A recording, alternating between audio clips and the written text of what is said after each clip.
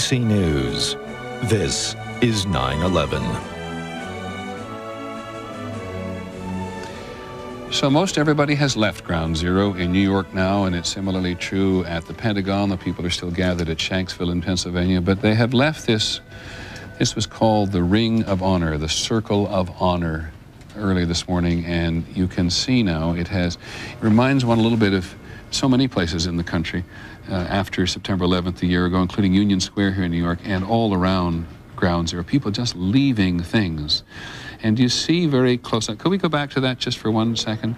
Because if you notice in the foreground, in the ring, in the foreground here, you see they brought pictures again of their kin. And one of the most painful experiences for New Yorkers a year ago today was relatives going all over the city holding pictures of their relatives. Have you seen this man? Have you seen this woman? My husband is lost.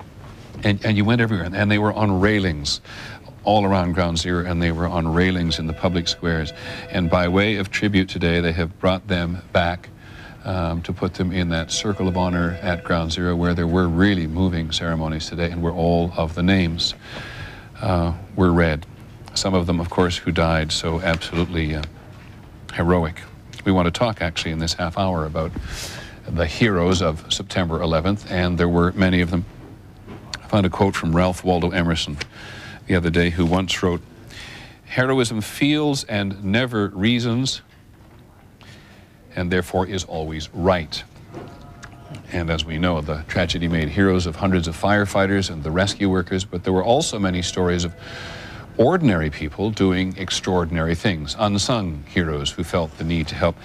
We asked our correspondent Michelle Norris to put together a piece on two people. One is a bouncer, and the other is an architect. It was like a magnet. I was pushed or pulled towards World Trade Center. I showed them my Red Cross certification card.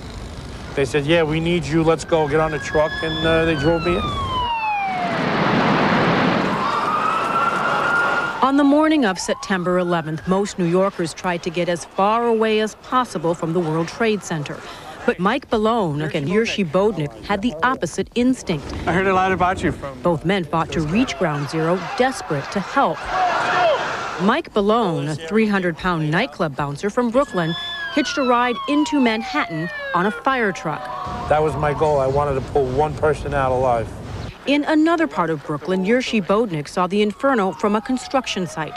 An architect and structural engineer, he immediately recognized that the towers were likely to topple. My reaction was to just grab my hard hat, and I took a portable radio, flashlight, and started walking across Brooklyn Bridge. At Ground Zero, Bodnik joined rescue workers and civilian volunteers, sifting through the rubble with their bare hands. We were finding nothing but expired bodies and body parts and all kinds of stuff I never seen before.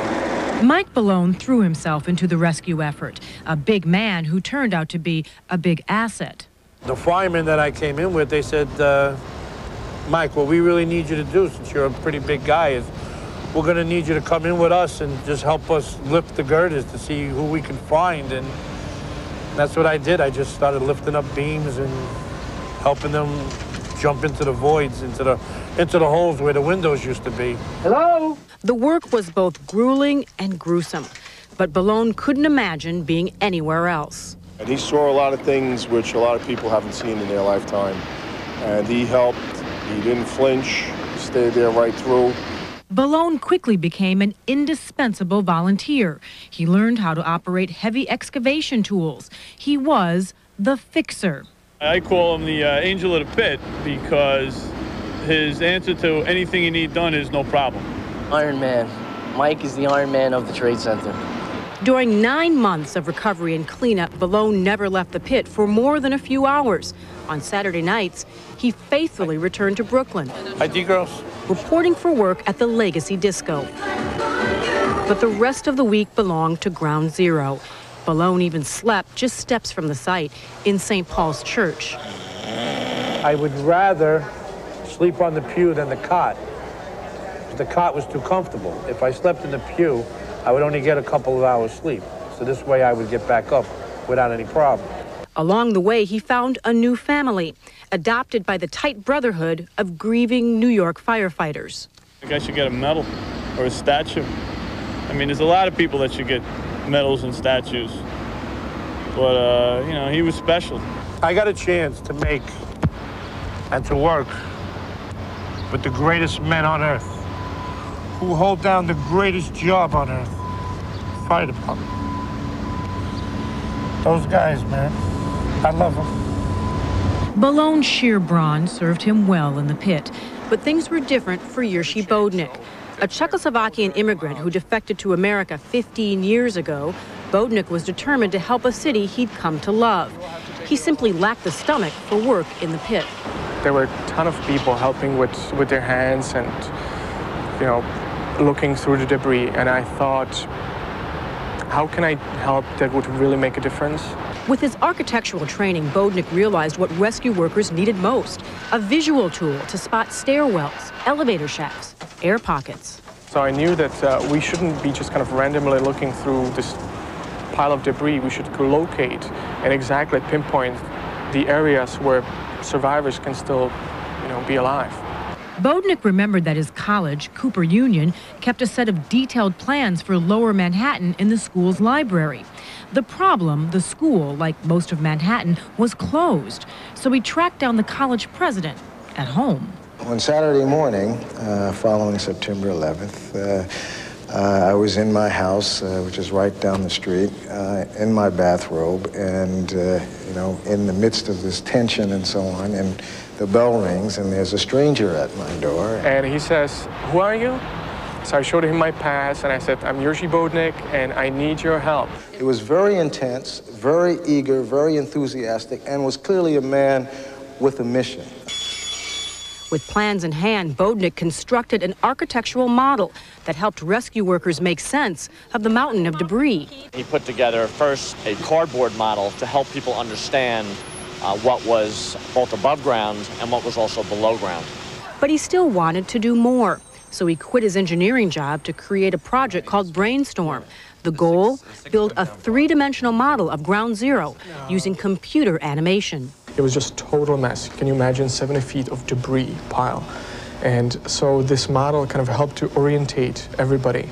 Through site visits and countless interviews with rescue workers, Bodnik and his team created a stunning visual tool to pinpoint danger zones.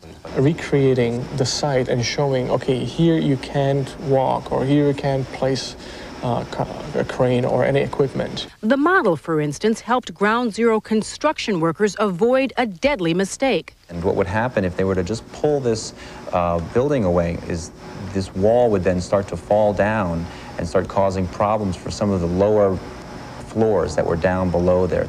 There was lots of firemen that were down there looking for other firemen or any survivors, and they could have all been killed by these falling slabs. Bodnik developed the 3D model hoping that it would help find survivors. There were none, but it did protect against a further loss of life. It's an amazing feat, and to be able to say that all that was done without another fatality is amazing. Even though the recovery effort is officially over, both men maintain strong ties to Ground Zero. Bodnik is fine-tuning his computer model to help other cities prepare for disaster. And we don't want to have another situation where everybody's running around. It's like we have no set of plans.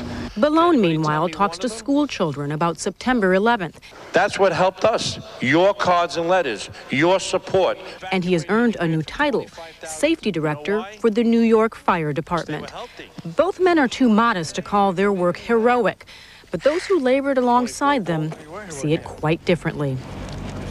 Michelle Norris, ABC News, New York. I want to meet two people now who've been sitting here watching this piece. On my immediate right is Fred Eichler, who was the senior vice president at Accelera. Accelera. Yeah. Company's gone out of business since 9/11, but yes. Fred got off the 83rd floor, and next to him, Jonathan Judd, who actually had his office on the 85th floor, working for a law firm, but was in an elevator and got out at the 83rd floor. And first of all, we're just very grateful both of you have come. I'll ask you about that, but I just wonder, you know, I was just sitting here watching out of the corner of my eye the Michelle Norris report, and I noticed you were too. How do you feel when you watch all this stuff on television, these recreations, other people talking about it, Jonathan? It's a little overwhelming. I mean, you are constantly reliving what happened. But somehow I've managed to deal with it pretty well somehow. I think it's because it's so enormous that it just has never completely sunk in. Are there any benefits to reliving it as often as you've been obliged to? Except one benefit, surely, is the fact that you survived it. Well, that's there's no doubt about that. But I think it's good on an anniversary like this that so many people have been calling me and emailing me and showing so much support, and that's really therapeutic. And that happened immediately after this occurred as well. So I'm really thankful to all those people. Fred? Basically feel the same. Today has been a tougher day than I expected.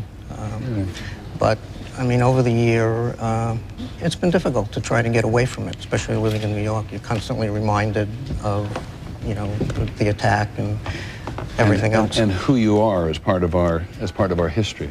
Absolutely. Today was tougher. I'm not the slightest bit surprised, but tell us why. Just reliving what had happened. One of the events of that day was I actually saw the plane hit the building. I know you did. Just amazed. And as soon as it hit, our corridor became an inferno, and we were trapped in our office. And right about that time, my wife called, my parents called, and my daughter Michelle called. And I never told them what the situation really was, but I honestly thought that's going to be the last time I'm going to speak to them. So, you know, that's been flashing through my mind pretty often today. Jonathan, you both got out of the 83rd floor in the North Tower, and not a lot of people got out from that high up. Do you mind telling us how?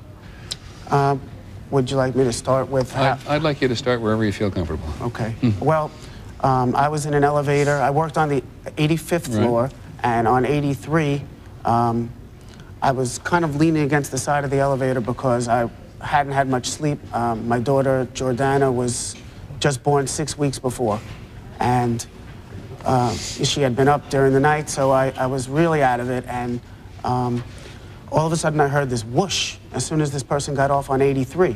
And I looked up and I saw the 3 elevators directly across from me in the same elevator bank were in flames. They exploded, and some of the doors were askew on the elevator shafts.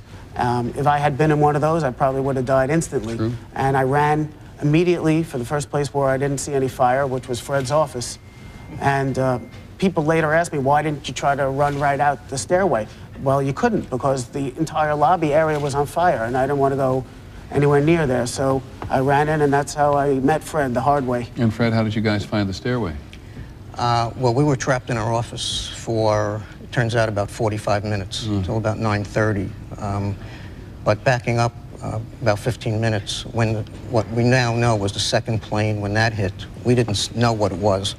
And we heard this massive explosion, and we thought the floors above us were caving in on us. At that point, we did try to get out, and the sprinkler system had doused the flames somewhat in the lobby.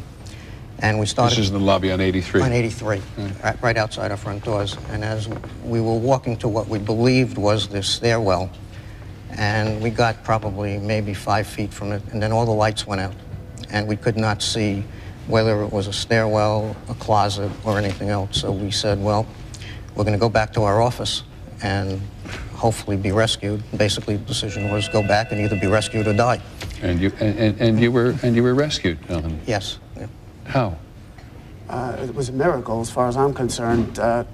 After waiting there for quite a long time, we were in an office where there were glass doors, thankfully, because there was so much smoke out in the hallway. We finally saw these 2 beams of light shining, and the 2 people came with flashlights and said, get out of here right now, leave everything, and let's go. And I never knew who they were, but Fred told me that one was a fireman and one was a Port Authority officer, and they continued on their way up trying to help other people, so I don't believe that they made it out. But it was, as I know, Fred, because of the glass door, and you saw the policeman's flashlight. Yes, I saw. Other people behind other doors did not see the flashlight. I saw the beam of light, and as Jonathan said, they came into our office. They said, drop whatever you have. And the stairwell from 83 to 78 was absolutely treacherous. And in fact, I almost slipped 2 or 3 times. And we got to the 78th floor, went through the lobby, the door into the skylight. 78th floor of the North Tower is where there is basically a lobby where a lot of the elevators in the North Tower actually converged, and it was beyond belief at that point. There were some people in it, you know, and then we walked along the elevator bank to the other end of the building and started our way down from 78. We got to the 5th floor, and the whole stairwell filled up with smoke. And at that point, we were stopped for, I don't know, could have been 10 minutes, and we were taken to another stairwell where we waited. And then the fire department split the group up. Some went back to the original stairwell, and some stayed at the new one. And we got down to the lobby, and I know I walked out of the building about 4 minutes before it collapsed. You know, it's true. I feel very self-conscious about imposing on you both today, Jonathan. And it's true. We all want to hear your stories. I'd rather tell the story than the alternative. Yeah, and we want to hear your story over and over again. When you finally got, just last question for you. When you finally got to the bottom, what was it like? Well, I came out in what was the lobby at one point, but I didn't recognize it. There was no chrome, no glass, no marble. It looked like Hiroshima. That's what it looked like. And I couldn't believe it. And I said to myself, if the plane crashed so high up, how could the lobby look like this? And I didn't know that the other tower came down. That must have been the reason why it looked like that. But never in my wildest dreams did I think that that could even happen. It didn't even cross my mind. So everybody was yelling, run out, run out. And there was a big beam coming out of the wall, swinging. And everyone was saying, run, run. And I said, the beam's going to hit me. There was a woman there wearing high-heeled shoes, and she said, I can't even walk on this, much less run. And I grabbed her arm. I dragged her across the lobby, and we got out through a broken window on the bottom. Thank you very much, both of you. I know that, I just tell the audience, both Fred and Jonathan have participated in a project which we have done with USA Today, which is, I think, probably the most accurate, most precise recollection of what it was like in the building on the day. And so we're going to see you both again this evening. But I hope it's helped today to tell. Is it helped to tell the story? Yes. Yeah. As you said, the alternative is so horrific. And thank you, Jonathan, very much. Thank you, Fred, both of you. Thank you. Wish your families well. Fred Eichler and Jonathan Judd. And they're going to participate with us on tape tonight, on this program tonight in our primetime coverage. And they're both quite stunning. So much of that day, in fact, we began with them talking about meeting each other and staying in touch, having lunch, becoming friends. So much of that day was about people trying to find family and friends and children.